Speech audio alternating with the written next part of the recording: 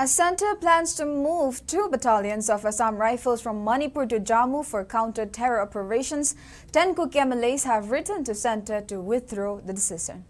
10 Kuki MLAs have submitted a memorandum to Prime Minister Narendra Modi demanding not to remove personnel of 9th AR and 22 AR from buffer zones in Kangpopi and Churachandpur.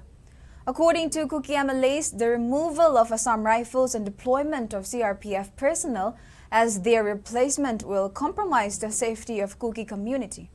It alleged that the removal of Assam Rifles will lead to ethnic cleansing of Kuki Zog community. While claiming that Assam Rifles operate as a neutral force, the 10 Kuki MLAs maintained that the deployment of Assam Rifles had managed to prevent the escalation of violence and contributed in maintaining the law and order. They also urged Centre to retain Assam Rifles at buffer zone and not to replace them with other central forces.